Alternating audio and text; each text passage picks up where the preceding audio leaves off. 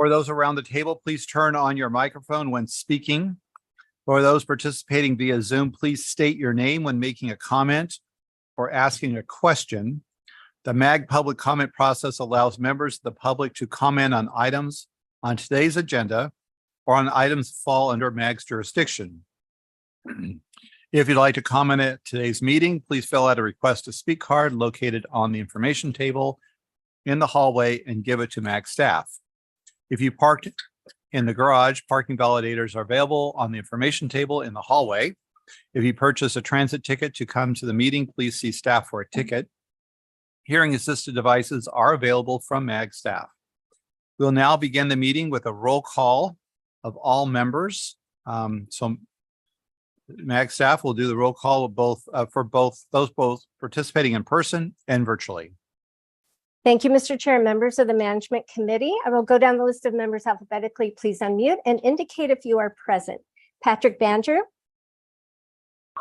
Jeffrey Barton. Present. Thank you. Jean Black. Present. Thank you. Chair Chris Brady. Here. Thank you. Andrew Ching. Here. Thank you. Ron Corbin. Here. Thank you, Mr. Corbin. Dan Cotterman. Henry Darwin.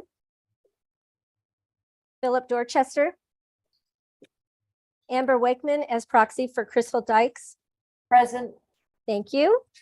Carrie Dyrick. Present. Thank you. Stephen Erno. Here. Thank you. Bruce Gardner. Present. Thank you. Dave Trimble as proxy for Rachel Goodwin. Here. Thank you. Benjamin Bitter as proxy for Rick Horst. Here. Thank you. Rosa Inchausti. Present. Thank you. Suzanne Jones. Jeff Kulaga. Here. Thank you. Tammy Rial as proxy for Leo Liu. Here. Thank you. Russ Martin. Reyes Medrano. Jessica Mefford Miller. Alexis Tamron Kinsey present for Jessica Mefford Miller from Valley Metro. Thank you, Ms. Tamron Kinsey. Jennifer Jack is proxy for Brian Myers. Present. Thank you. Gary Neese. Kevin Phelps. Present. Thank you. Jim Pokorski. Matt Busby as proxy for Bryant Powell. Present. Thank you. Wynette Reed. Present. Thank you. Bill Murphy as proxy for Jim Thompson. Here. Thank you. Jennifer Toth. Present. Thank you. Catherine Valenzuela. Present. Thank you. Matthew Williams. Bob Wingenroth. Present. Thank you. Joshua Wright. Present. Thank you. Is there anyone that I missed? Patrick Banger. Thank you, Mr. Banger. Mr. Chair, we have quorum. Thank you very much. If you'll please join me in standing for the Pledge of Allegiance. I pledge allegiance to the flag of the United States of America and to the republic for which it stands, one nation, under God, indivisible, with liberty and justice for all. Thank you.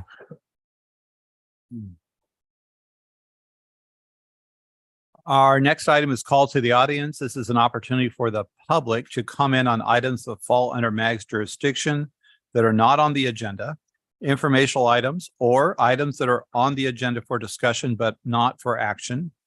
Note that agenda item 4 contains informational items which have been moved from the consent agenda, and public comments on this item may be offered during the call to the audience. 15 minutes will be provided for the call to the audience unless the chair requests an exception to this limit.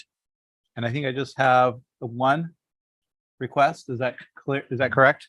Yes, I believe we just have one member of the public who would like to speak. All right. So we will invite Diane Barker to come forward.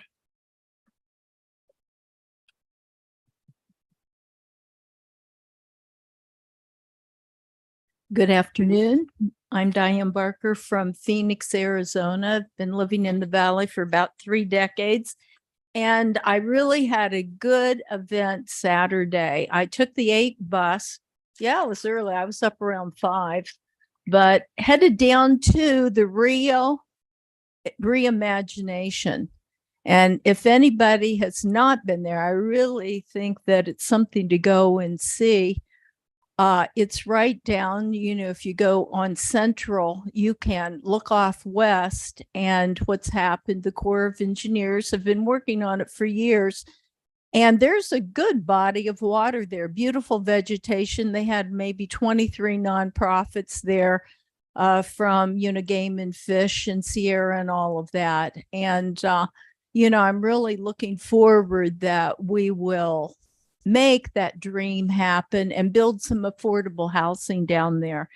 And, I did come a little revved up today because I had a flat tire on my bicycle and I wanted to be here. And so, I hope I didn't ruin my rim, but I'll be taking off in the light rail to get that fixed later on. And, I just wanted to say we have some studies, going, this is the first I've seen this particular publication. It's from April, but, explains the Broadway curve, what is happening on that. And then I got to speak with Meg in regards to what's happening at Deck Park. And these are both core areas where we have a lot of congestion, and we need to make it multimodal. The other thing, last week, I attended this meeting by Zoom, and I got a whole different presentation in my mind. I really listened to the public. And all I can say is, from living different lifestyle and going to LA whole weekend to see my mother up in Simi Valley and going on the plane, everything was transit. The people over there help one another on transit. I made transfers. I was from plane to bus to train to bus rapid transit. And it works. And this, no evidence was presented on this comment about don't do bus rapid transit because they have all these accidents. There's no evidence in the foundation of these statements where there's a mantra coming into Meg, stop the wasteful spending on public transit projects that less than 1% of the population uses. Maricopa counties do not want road diets.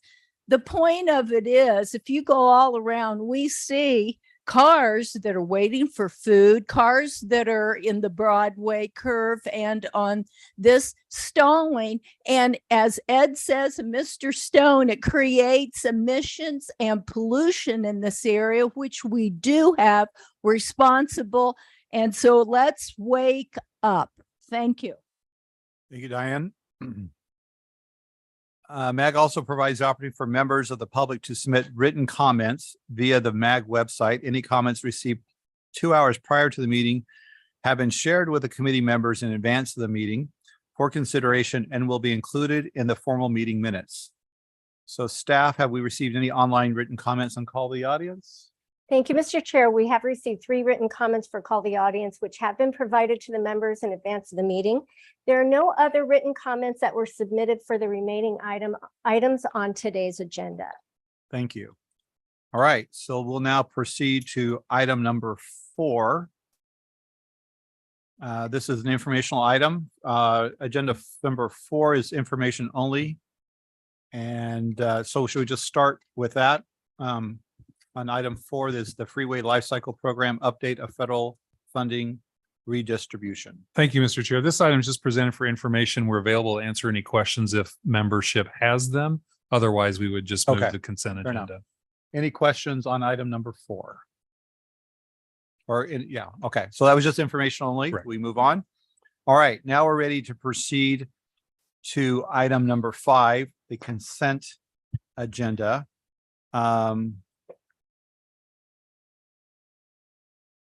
Items 5A through 5J are on consent agenda. Does any member of the committee have questions or request a presentation on any of these items? Prior to approval of the consent agenda, do we have any members of the public who wish to comment on any consent agenda items? I believe I have one. Is that correct? And Diane, yes, please come forward again. This is for comments on the consent agenda. Thank you again. Basically, it's just overall, I'm approving, or I should say I approve of pretty much all the consent agenda, and I think I gave my delivery actually. It called the audience on all those public comments, may be inclusive in the minutes. So I do approve of the minutes. Thank you. Thank you. Do we have any written comments for the consent agenda? Thank you, Mr. Chair. We did not receive any written comments for the consent agenda. All right, thank you. All right. Is there a motion to approve consent items 5A through 5J? Motion to approve consent agenda. All right, we have a Second. We have a motion. Did you get the names? Did staff get everybody? We're gonna rock, and then we'll give Mr. Phelps a second. Thank you, All Mr. right. Chair. So we have a motion, and a second. We'll have those participating in the meeting online take part in the voice vote by turning on their cameras and unmuting their audio. We need to see your pretty faces from everyone to participate in the voice vote. For those who cannot or do not want to turn on their camera, staff will conduct a roll call vote. So unless you want to be called out individually, get on the camera. Staff will only call on those virtual participants who did not turn on their camera. So members, leave your cameras on until after the roll call vote so that staff can count on the people's names whose cameras are not on. So we're going to have a voice vote of those in the room and those online. Those in favor, please say aye. Aye. Those opposed, say nay. All right, so leave your cameras on. Staff, do you need to take a roll call of the members participating? Can you see who didn't participate virtually, who did not have their cameras on? This is the most dramatic part of the whole presentation here. I can. Thank you, Mr. Chair. I have two names to call. Jean Blackman, how do you vote? Yes. Thank you. Dave Trimble, how do you vote?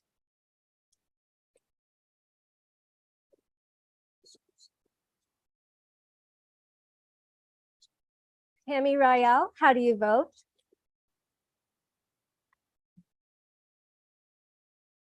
I vote aye. Thank you. Let me see. Kathy Valenzuela, how do you vote?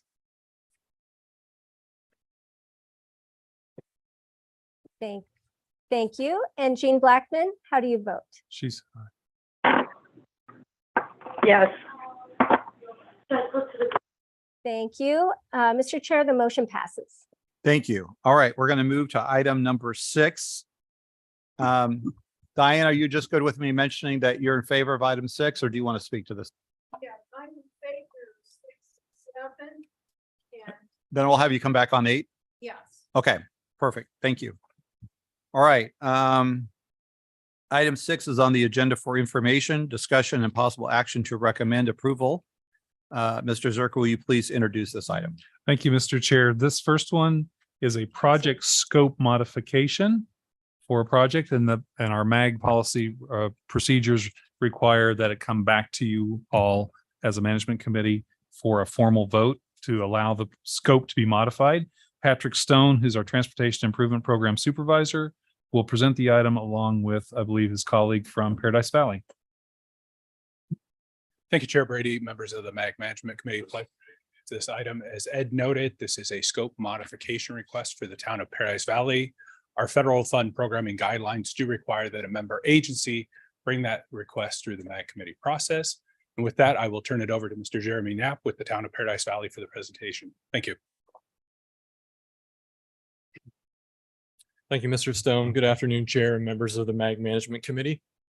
Thank you for your time today to consider this request to modify the project scope for the town's project on Mockingbird Lane between Lincoln Drive and McDonald Drive. Next slide.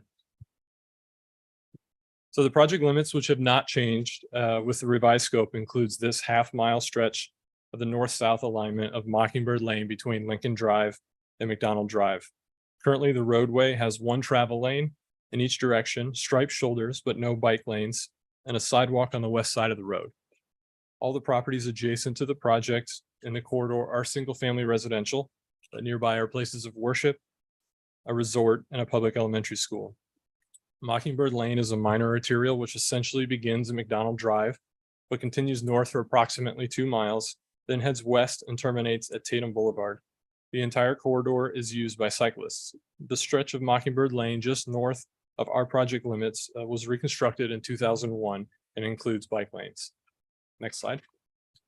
The original project scope was to install a sidewalk on the east side of Mockingbird Lane, ADA improvements to the west side of Mockingbird Lane, including curb ramps and driveways, replace ribbon curb and curb and gutter and add some low water crossings, replace existing sidewalk and pavement that has ponding issues, widen the roadway to provide for standard width bike lanes. The original project amount was 1.34 million, 1.27 in federal funds and 77,000 in local funds.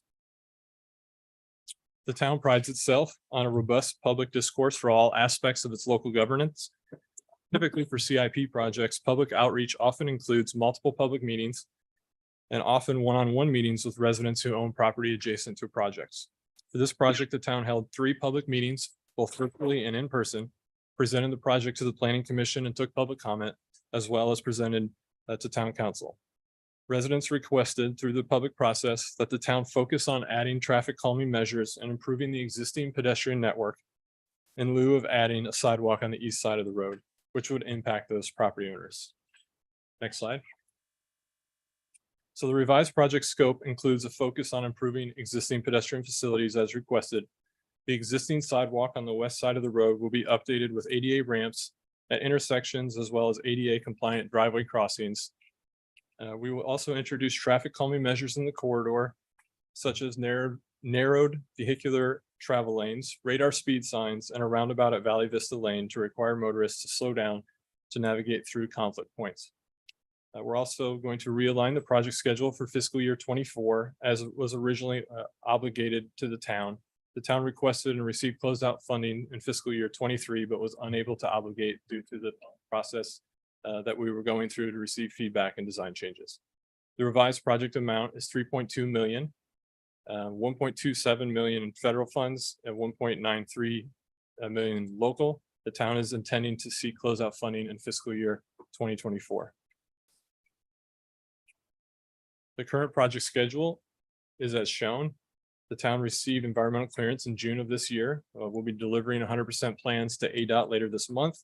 We're currently working on TCE acquisitions with 6 different property owners. We expect utility relocations to be completed in January. We have some minor utility relocations to be done. And then project authorization would follow in February of 24, with construction beginning over the summer to minimize the impact to resorts and the schools in the area. With that, the town respectfully requests approval by the MAG Management Committee to recommend the scope applications, and I'd be glad to answer any questions you may have. All right, thank you. Any questions on this item? All right, so staff, have we received any online written comments for this agenda item? Thank you, Mr. Chair. We did not receive any online written comments for this item. All right. So I believe we move to the action this item for approval. I believe we have a motion for approval. Is that correct from Ms. Blackman? Yes, Jean Blackman, approval from Youngtown. All right, so I have a motion for approval and we have a second from Jeff Galaga. All right, so we have a motion to second for this item. Again, we will have those participating in the meeting online take part in the voice vote. Members, please leave your cameras on until after the roll call vote. So all those in the room and online, those in favor, please say aye. Aye. Aye. Those opposed, say nay. All right, please leave your cameras on. Staff, can you take a roll call of the members participating virtually who did not turn on their cameras? Thank you, Mr. Chair. Jean Blackman, I know you made the motion. How do you vote? Yes. Thank you. Tammy Rael, how do you vote? I vote yes. Thank you. Anyone else?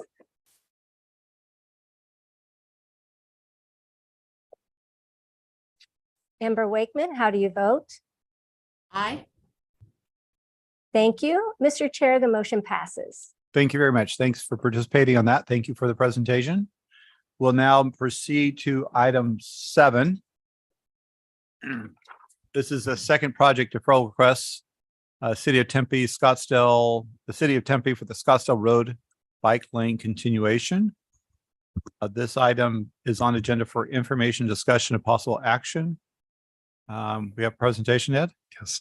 Thank you, Mr. Chair. Some of you are asking yourselves, why are we doing this sort of granular level project review? And if you're not asking yourselves that, maybe you're thinking it. Let me just give you a little context because this comes from a while ago before some of you were on the committee.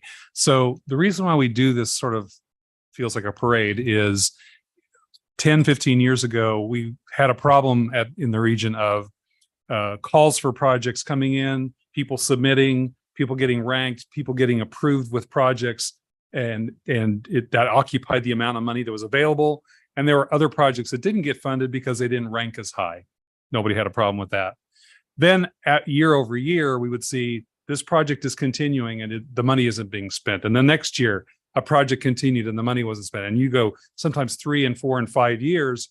And there were probably very good reasons for that. But what it meant was money was being frozen that could have been deployed for other projects that were more ready, but wasn't. And so the region decided, let's do this. Let's make a process. If you have a really good reason to defer a project, you can do that 1 year. After the first year, you have to start coming before a process to get permission to continue it and explain that. And you all know in your own day jobs as city managers, sometimes when you set up a process, well, if they really want that, they have to get the signature of the city manager. What it does is it weeds out kind of the half-hearted. Right? If they really want it, they're really going to come to you. Okay, then they really have a good reason. It's sort of the same thing here. If they're really good reasons, they're willing to come and stand in front of you and the regional council and make that case.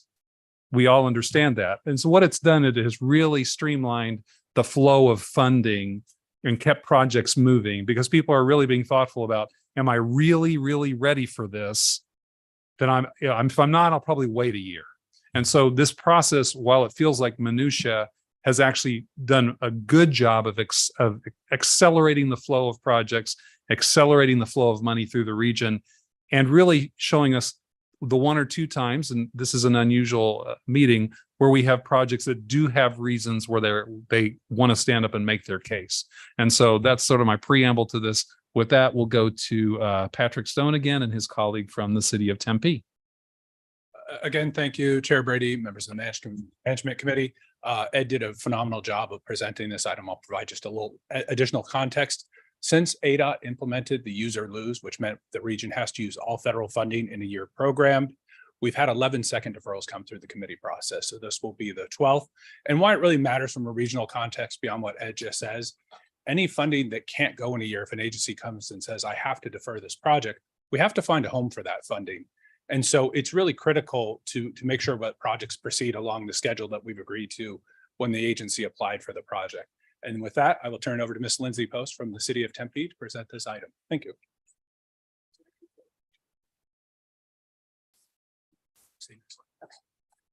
Thank you, Mr. Stone. Thank you, Mr. Chair, and members of the MAG Management Committee. My name is Lindsay Post. I'm a senior transportation planner with the City of Tempe. And I do have a good reason to be here today and asking for this deferral. Not just a free lunch? No. Okay. And I'm here to present our second deferral request for the Scottsdale Road Bike Lane Continuation Project, which is from Curry to Continental in North Tempe. Next slide. This slide just shows an overview of the regional context of our project. This project is shown there in the bold black line. The Scottsdale Road Bike Lane Continuation Project will link users to various existing bike lanes and multi-use paths that you see in the red and blue on your screen. And it will connect users to Scottsdale, Phoenix, and Mesa. This project will help users do that. Next slide, please. This project is a 1.25 mile bike lane bike pedestrian improvement project. It will be a pilot project for the city in installing a fully protected bike lane throughout the corridor. We do have examples of these in smaller sections throughout the city, but this will be a pilot for a full corridor, and that was a result of 2 robust public meetings and feedback from the public on that. Scottsdale Road is a 6-lane arterial with 2-way left turn lanes and landscaped medians. The project will include ADA accessibility improvements, supplemental lighting, supplemental landscape, as well as some pavement preservation. Next slide, please. This slide shows our project schedule. We have completed final plan specifications, cost estimates, and environmental clearances. We also have completed final utility clearances as of last month for utility relocation in the area. Contingent upon this deferral request, project obligation is scheduled for March of next year, 2024, and construction is scheduled to begin in September of 2024, with users being able to access in June of 2025. Next slide. Our request to defer construction from fiscal year 25 to fiscal year 24 is to allow the city to complete the right-of-way acquisition process involving 13 properties in the corridor. As of August, we had already completed the negotiations with 10 of the 13 property owners. We anticipate that to complete in February of 2024.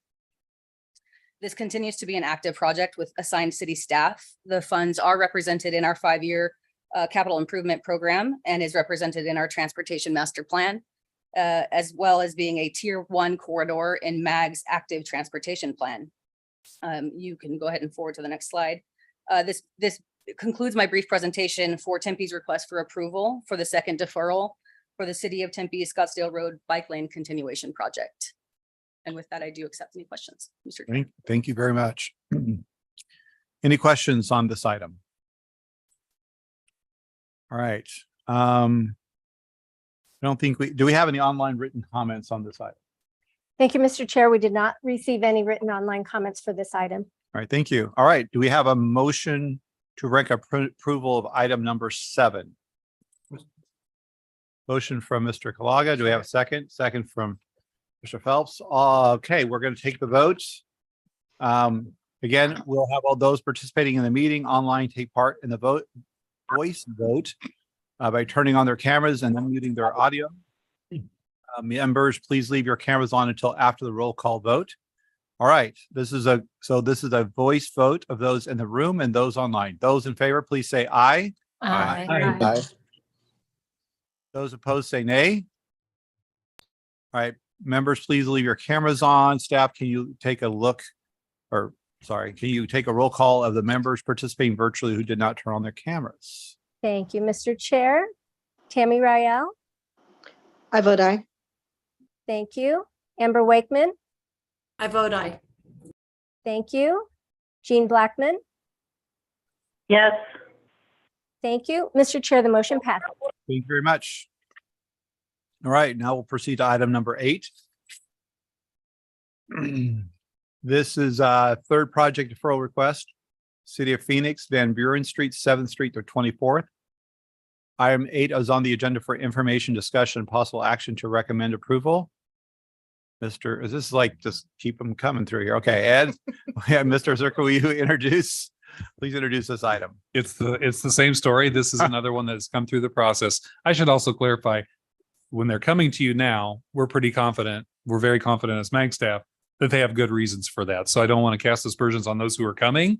This actually is more of a deterrent effect for people to think These about are the ones that beforehand. figured it out, right? They So figured it out. They have reasons that they can very easily defend, and it does not jeopardize funding for the region because MAG staff is able to accommodate it. But our process says they need to come to you. So with that, Patrick and his colleague from the City of Phoenix. Thank you, Chair Brady, members of the Management Committee, third time's a charm.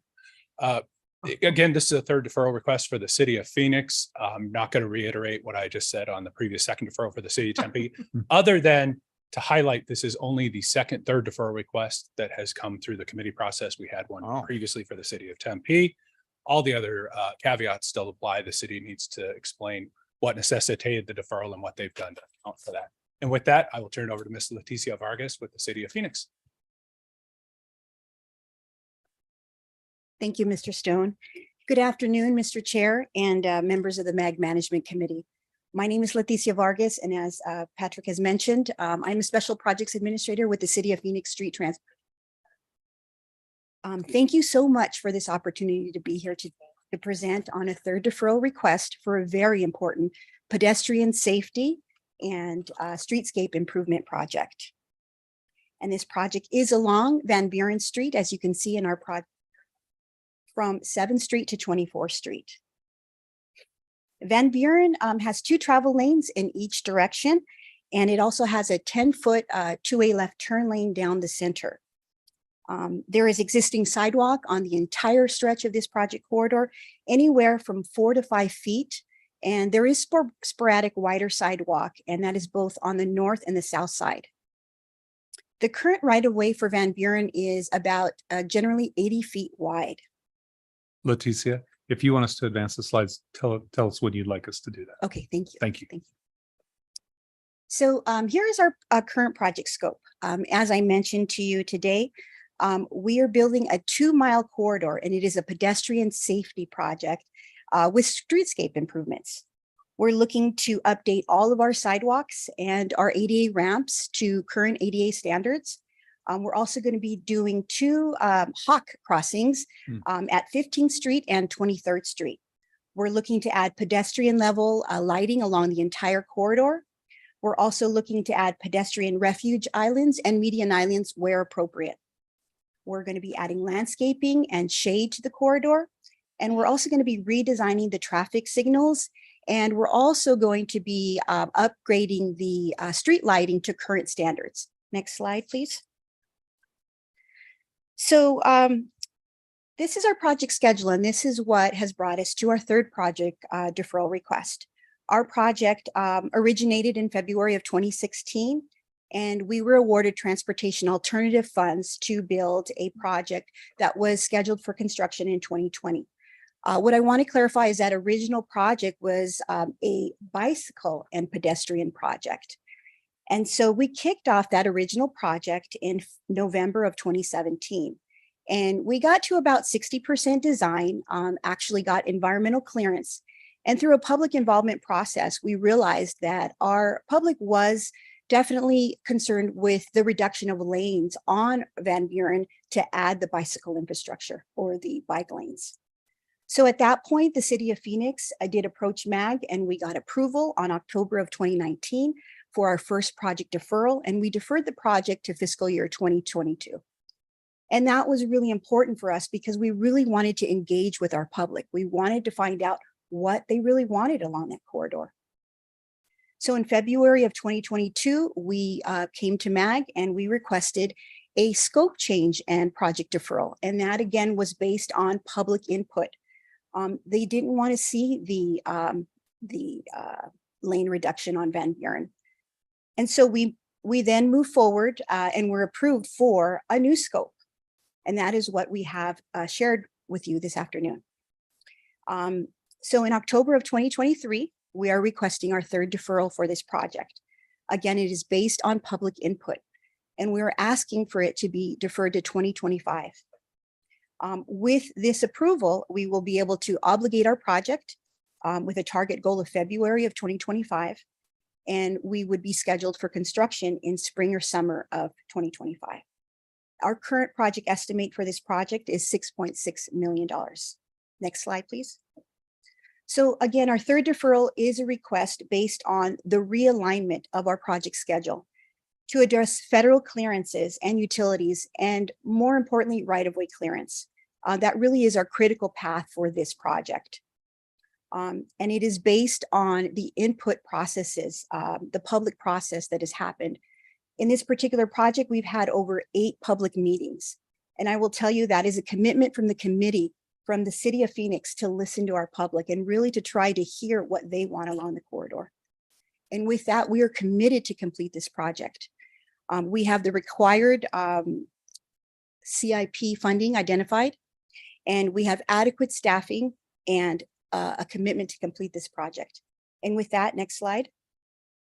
And with that, we respectfully request approval of the third deferral for a very important pedestrian safety project now along Van Buren from 7th Street to 24th Street. thank you so much, and I'll be available to answer questions. Thank you for the presentation. And listen, I think this is great that we're coming back because we're listening to the public and we're trying to make changes. So I'm just curious, I maybe I missed it in the presentation. So this is very ambitious taking on this project. This is a pretty ambitious project. But what is the response? Or what's the solution to not narrowing the streets? Are you just getting more right of way on the side? I didn't quite pick up what you're.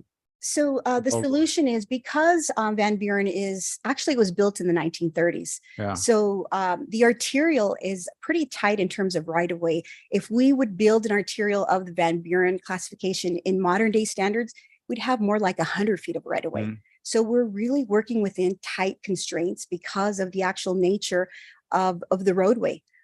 So what the city has committed to do, and I didn't mention it in my presentation, but we're actually committed to do a bicycle project about a quarter mile north of Van Buren to address the bicycle needs. Okay. But that is separate from this pedestrian safety project. So you're not doing anything. You said the concern was about narrowing Van Buren. So you're not. Actually removing a lane of traffic if we were going to do the So that's what original you're scope. doing. Yes. Okay. And that I'm is- just taking yes. notes for my project. So that's Absolutely. appreciate this. It's very helpful. I apologize.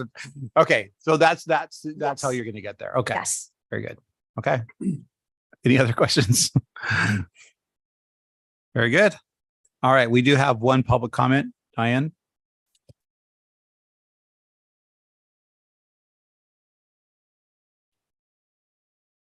Thank you, Chairman Brady. In all respects to Ms. Vargas' presentation, I respectfully am opposed. How in the world 8 public meetings over and you want now to extend this to 2025, 9 years on an important, you call this a very important safety project.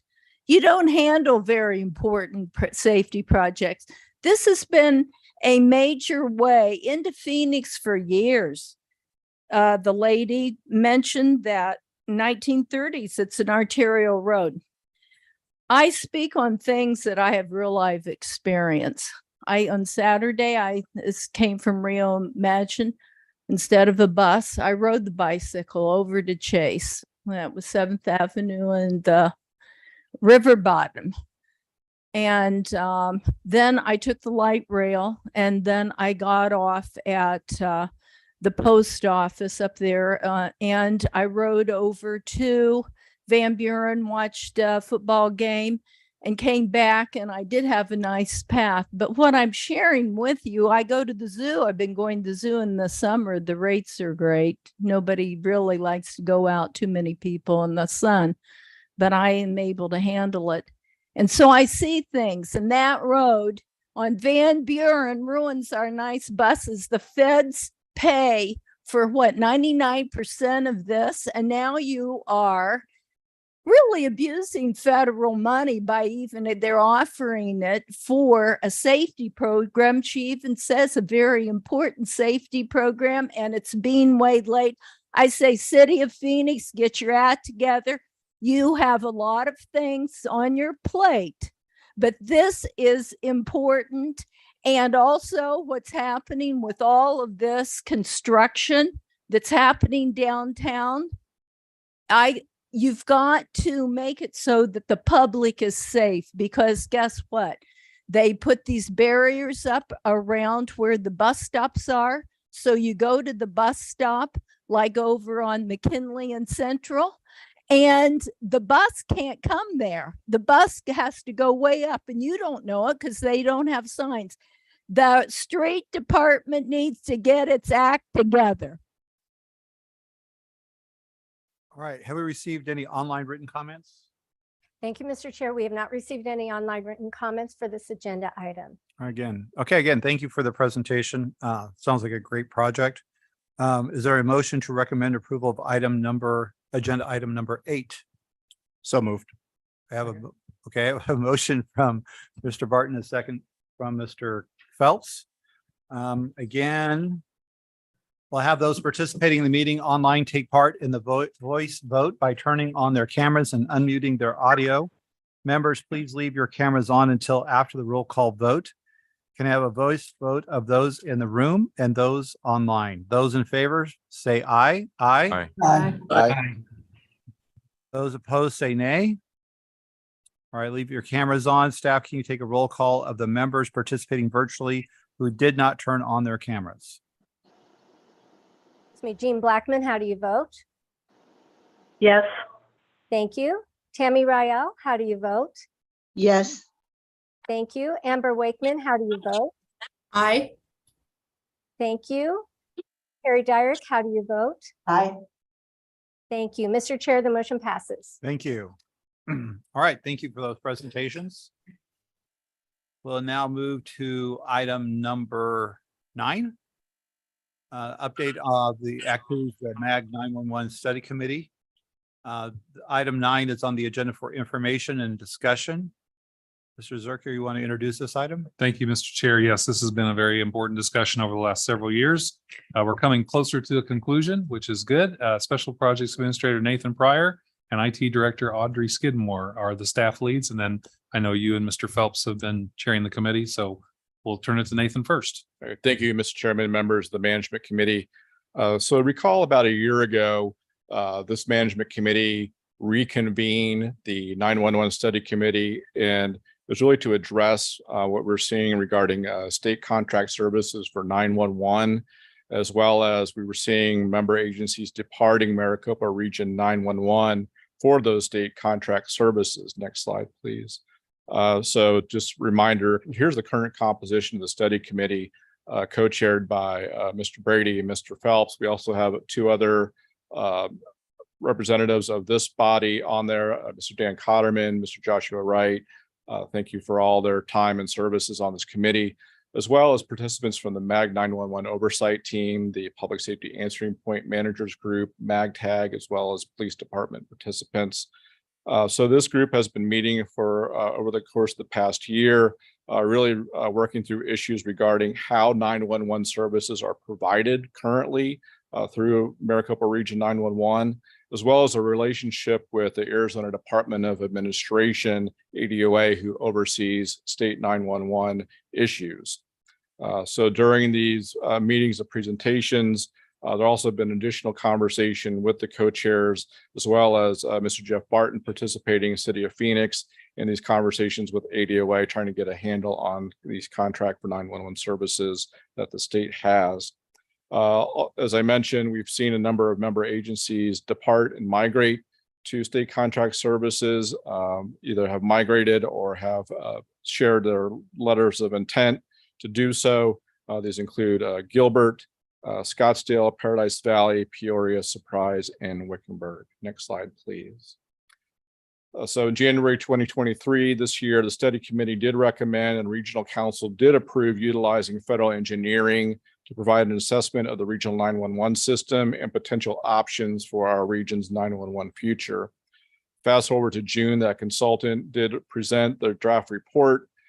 That was circulated to this body as well as the 911 oversight team and MPSAP managers. And then in August, that report was finalized and accepted by the study committee. I'm going to turn to Audrey Skidmore now. She's going to walk us through some of the options that were outlined in the consultant report, as well as some other details.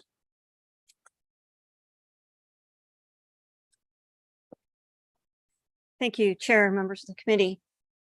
We were given a range of 7 options. These range from doing nothing to completely going to the state system. The study committee reviewed these and focused in on 3 primary options initially. They were option 4, which was upgrading the existing system, but consolidating the PSAPs to reduce the overall cost. Option 5, which was to migrate to the managed service contract, but to keep a data center in Mesa. And option 7, which was the full migration. As we had these continuing discussions, we honed in on option 7, or what we called an option, modified option 4, but moving to the state contract or moving to the state contracts with some sort of overlay to address some of the issues that we see are outstanding. And so we've been having those ongoing discussions around service level agreements, redundancy, and resiliency that are appropriate for a major metropolitan area. If we could go to the next slide. Moving to a managed service option will provide benefits to the region. We will have consistency between the PSAPs on software versions. We'll have the next gen 911 services available, and then there'll be policy routing redundancy across the state, expanding our opportunities for failover. But as I said, we still have these additional concerns about redundancy, resiliency, service level agreements, what's appropriate to get a technician out to a smaller rural agency might be different than what's appropriate in a major metropolitan area. Understanding the transition timeline for the migration and making sure that we're fully supported until we make that transition. And also releasing that next gen 911 project that's been on hold so that we can take advantage of those services during a transition period. So I'm happy to answer any questions about any of this. And I wanted to give the co-chairs an opportunity to also. All right. Thanks, Audrey. Thanks, Nate. Yeah, I think this process taken quite a bit longer than we expected, but I would say this, I think we know a lot more about what we currently have in MR 911. And I think we've made great strides in a dialogue with the state about the actual procurement that they've made for both the network system and the operational software system that we have. And I think as what's risen from that and spending that time to get to know and understand that better and how it applies in services is raised some issues, right, that you've identified that we need to address, that the statewide contract is probably good for, if you kind of average it out across the whole state, it works for the entire state. But I think we've identified that there are definitely some specific issues for the urban core that need to be addressed in the variety of, whether it's the SLAs, whether it's a lot of other procedures and policies that are in place in the backup that I think we're going to be addressing with ADOA. So I think for those that are still in MR 911, the good news is I think we feel a lot more informed and educated about what our needs are and what the difference between what we're looking for and what the state contract is. And we're going to try to work to close those gaps. So I think that's kind of where a summary. I don't know, Kevin, do you want to offer anything else? Thank you. Well, first, I just want to thank Ed and the staff. First of all, they've done a lot of work on this. Nate, Audrey, all of you guys have worked really hard to help us on this. I want to thank my co-chair. He's really had the largest burden kind of placed on him for convening all the meetings. I think what I would say is this, where we wound up with I think is really exciting for 911, in that I think we're going to be migrating to a really good solution. And yet we're going to continue to be able to leverage the long-term relationships for all the MR 911 cities that are still part of the system. And so that doesn't go away. It actually, if nothing else, I think that years of working together will be leveraged even to a greater degree as we move forward. But again, I would just want to thank the people who really did a yeoman's part of the work. Good. I don't know, Jeff, do you want any thoughts? You're kind of the No, I would also just like to recognize you and Kevin for your leadership on this project. This was one that was really sensitive to Phoenix for a number of reasons. Number one, I think obviously we've got the largest system and the largest number of residents that could possibly suffer as a result of any, catastrophic failure of this system. But I think the due diligence and the questions that we raised in these meetings and the staff addressing those, I think we are definitely going to end up with a better system that will support all of us well into the future. I think the good news for those who are at MR91 still, we really are optimistic that we'll end up with a better product than it would have been if you just gone over directly to the state contract. So that's our goal, is to recognize that difference. So thanks to this Ed and the staff. It's been a lot of work, but and I think we need to also express appreciation to the MR911 staff themselves. I know it's been kind of a tough go lately. There's been a lot of critiquing and challenging and questioning, but I think it's interesting where a third-party independent consultants acknowledge that actually for the time we had them until this changeover, they actually provide a very exceptional service to this region. And unlike many other locations, that for the technology at the time, we were getting a pretty high level of service. And so we have to acknowledge that. Now, things have changed, technology's changed. I think the state's taken on a new role in procuring that. And I think we're looking at moving in that direction, but we want to make sure it fits the needs of this region. So anyway, thank you all very much. Anything else we need to discuss? Okay. All right. Thank you very much. All right. We'll now proceed to item 10. Oh, this is why I came to the meeting. Yes. That's why I'm here. It was for 10. I had to wait through all this to get to economic and housing trends update. It's all yours. Thank you, Mr. Chair, members of MAG Management Committee. Thanks for the kind words, Chair. Just don't disappoint. Okay, I've kind of set the bar high here. The interest of time, I'm going to go quickly through a lot of data as I've done in the past. Please stop me and I can come back to others as we go through this.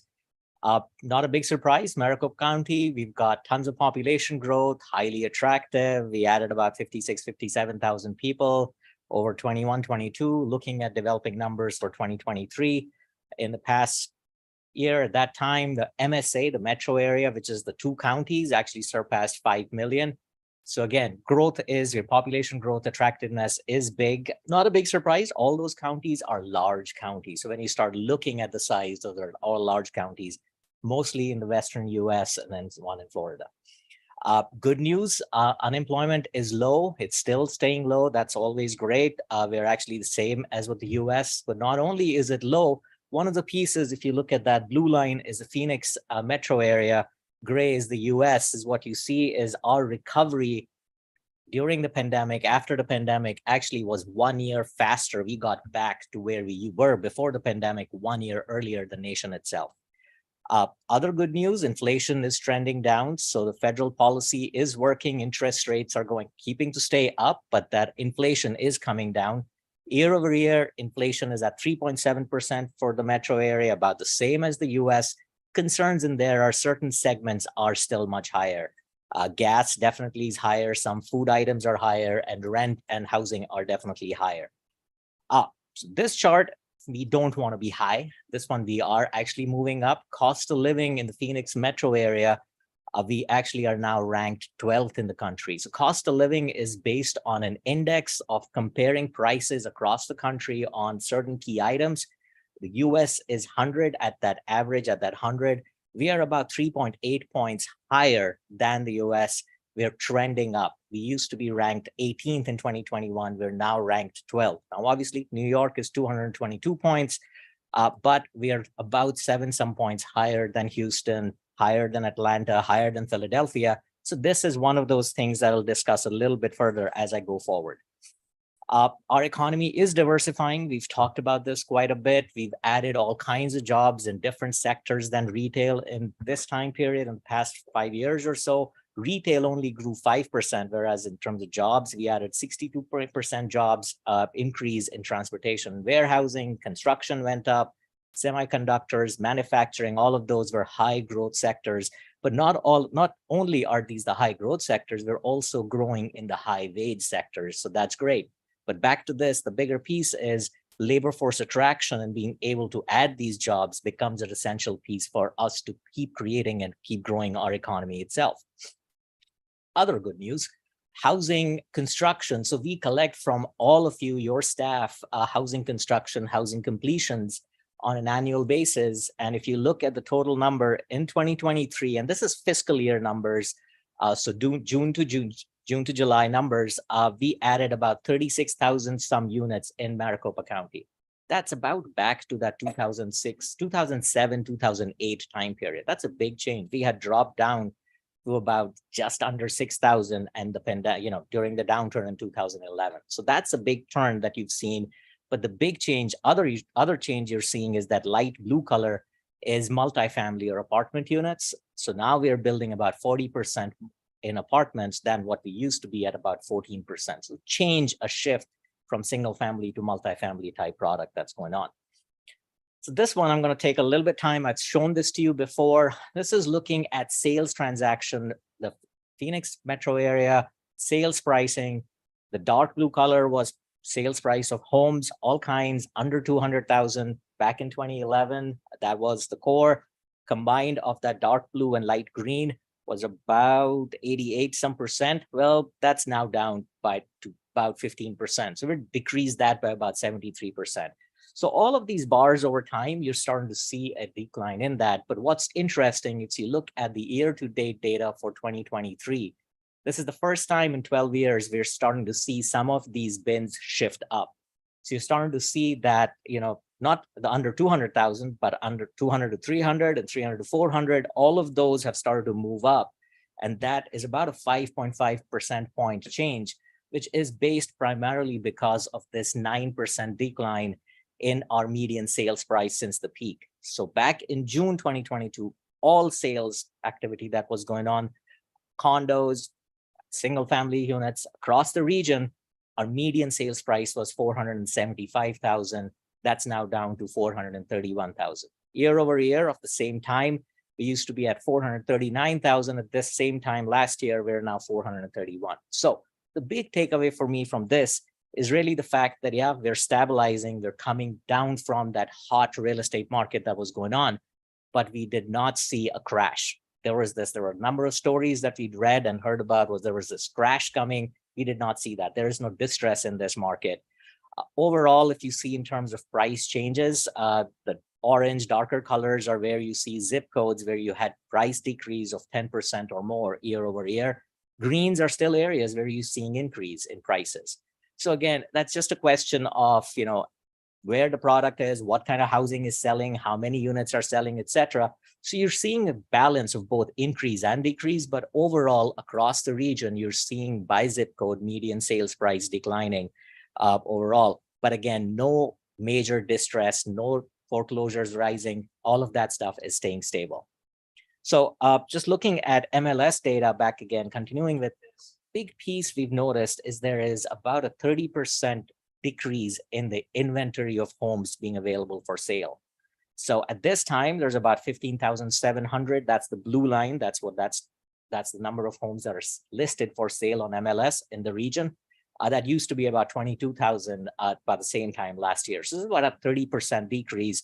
And that's primarily to the fact that there is lack of mobility. Those folks that own a home, have a good mortgage rate, are not ready to leave that and take the chance of, one, being able to buy something that they want, and two, the whole question is what about the rates and mortgage rates, etc. So there is definitely a lack of mobility, and that is then leading to the fact that neither is there a supply nor is there too much demand. So those days of fact that you had multiple offers coming into the same house at the same time, that's not happening. The average number of days on the market overall in the region now is now at about 56 days, and it's been trending up over time. Changing tax a little bit, going to apartments and rental units, etc. Again, a similar piece. You saw that about an 86% decline in rents, $1,000 or more less. So that dark blue, that was under 500, which used to be about 22-23% back in 2010 of apartment units available under 500. Well, that's history. That's not available. What you also saw, that decline of those $500 to $1,000, but you're kind of now seeing that stability. There is the stabilization of the apartment prices itself. Now, one piece about this data I'd like to point is I have a feeling this may be that those numbers are a little higher at this time because there is no data that is collected on any kind of incentives being provided for these apartments itself, on the rent side of stuff. Overall, we're also have been seeing this for quite some time. Apartment rent per square foot, which is that lighter colored line, is higher, about 15% higher for new units than those that were built earlier, about 5-7 years ago. But overall, you're seeing that change coming down. Once that, two, there's about 2 to 4% decline in apartment rents in some submarkets. And that goes in line with the fact that we're seeing a multifamily vacancy rate increase. This is not something generally that we look at and say, yeah, this is positive. Well, that multifamily vacancy rate, number of units that were available back in 2021 was about 4.9%. That's now about 9.5%. This is primarily because of the fact that we brought in a lot more apartment complexes and units that have been built across the region. So I'm going to take a little bit of time to go through this map and this analysis. What we've mapped is all apartment complexes and the number of vacant units. So the size of the circle is location of that apartment complex and the number of vacant units. The larger circle is about 500 units or more that were vacant in 2021. Now, some of these large circles could be because of the fact that you had just brought in that apartment just got built and it wasn't stabilized at the time. But when you start looking at that, along with the fact that the colors are indicating to you the price point. So the green colored apartment complexes or the units were those vacant units that were available back in 2021 Q2 that were median rent was less than 35% of the median rental income. So less than $1,505. So those would be what one would classify based on the median rental income, affordable units. So back in 2021 Q2, if you look at that pattern, that was about 9,500 units that were vacant. Well, this is today. We've more than doubled that.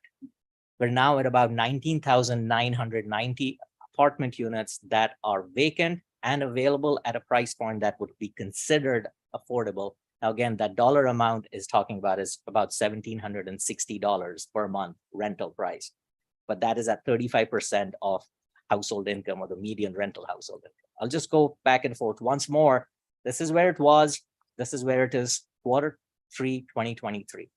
What's interesting in this is one, you definitely see a larger amount of supply coming in. That's definitely because of what we built, how much construction activity happened, etc.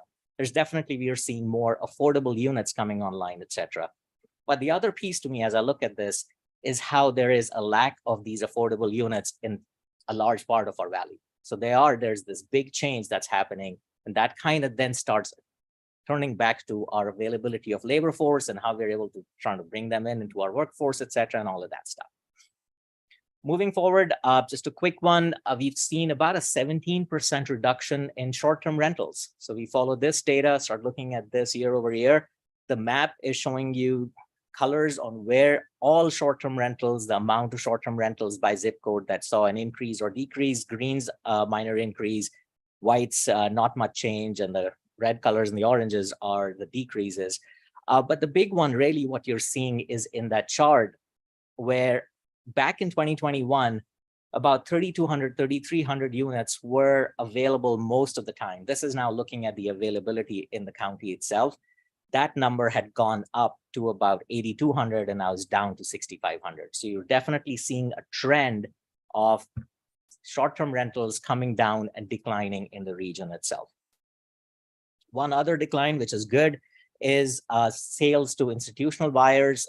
Back in June 2020, institutional buyers like Open Door, Zillow, which is not doing this anymore, Redfin, et cetera, was about 25% of our sales transactions were to these corporate buyers. That's now down to at about 13%. And that then ties back to changes in pricing, availability, et cetera. That goes back to that. This other one where we have actually not done too well, but we're increasing, it's becoming better, is the percentage of homes that are being sold that are affordable at median household price. This is a Wells Fargo Opportunity Index. Back in June last year, we were at about 18.3. So about 18.3% of sales were affordable to households making median household income. That's now at about 30%, which is great. It's still lower than the US. We actually used to be higher than the US. We're now lower than the US, all the total national average. But what's interesting is how we compare to our other peer metros that we picked. Denver is about 26% and San Diego is about 6%. Bringing all of this together is starting to get to this whole question of affordability. At this time, looking at our data, we're seeing about 256,000 households of families living in Maricopa County in this region, in this MSA, are severely cost burdened. So that means about 15% of our households living in this region pay more than 50% of their household income for housing, whether it's rent or single or mortgage. Most of that are the ones living in multifamily. So about 27% of those that are living in multifamily that are renters are actually severely cost burdened. This data is available by zip code, and you're seeing some of those zip codes, 85281. Again, that's not a big surprise. That's the university. You would expect that household incomes are lower, but there are a number of others across the region that are still quite high and trending high. Evictions are trending up. We're higher than where the evictions were pre-pandemic. Not a big surprise. We now get this data annually. We'll be taking this data at the end of the year and then providing this data by cities. But last month it was about 7,800 evictions in this county itself. Permits are trending up. That's great. Year over year, actually from this quarter versus last quarter, we're about 25% higher in terms of residential permits. Again, multifamily is high in that. So bringing final piece on this on the real estate side is looking at platted developments and active developments. Again, all this data is coming from all our member agencies. The orange colors are on the map are developments that are platted. Red is what is active. Active we classify with which has a threshold of permits or completions in the past year. What we're seeing at this time in this region is about 275,000 housing units are sitting in the pipeline. Of those, 178,000 are inactive and 106,000 are unbuilt off of that. And this trend has been generally positive. So the total pipeline since 2021, when I presented this first time around, that number was 239,000. It's actually up by about 36,000. Platted, not started, is also up by about 34,000.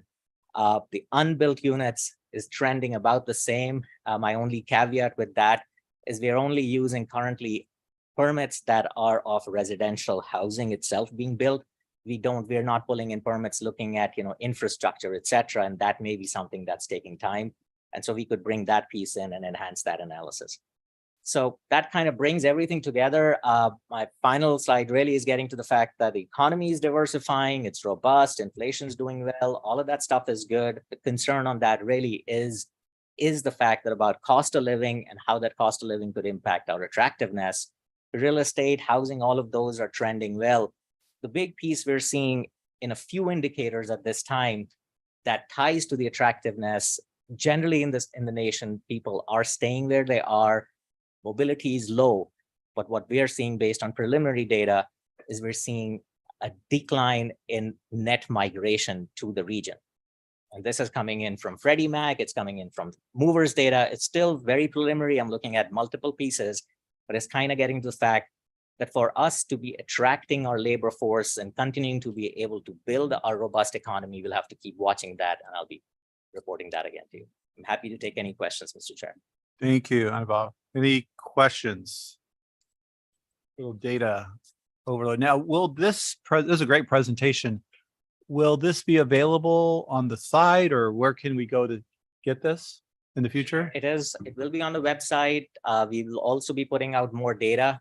And Okay. if you need something for any one of our member agencies, happy to provide that. We can also send a PDF of this to everybody on the I would management really committee right appreciate it away. if you could do that. Yeah. That'd be awesome.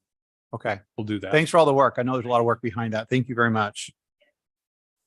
It's on the website now, but we'll Okay, also send you a perfect. PDF. We'll Okay, do thank both. you. Thank you. Thanks, Kelly. All right, Ed, Executive Director's report. Mr. Chair, in the interest of time, I will defer. And also there is no legislative update at this point, other than we are in active solicitation of a contracted lobbying firm. We would Okay. expect to have that next month. Okay, thank you. All right, do we have any requests for future agenda items? Comments from the committee? Yes, Ben.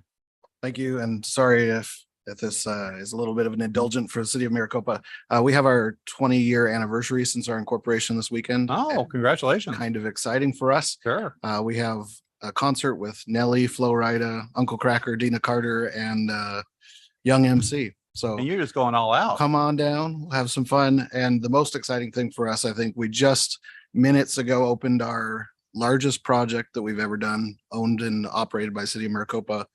It is the Sonoran Desert Parkway, a purpose-built Arizona Parkway, about 2.5 miles, $30 million project. So very excited that we just wrapped that up and invite you all to come see it. And All right, thanks for sharing. Appreciate it. Appreciate that, Ben. All right, we will stand adjourned. Thank you all very much.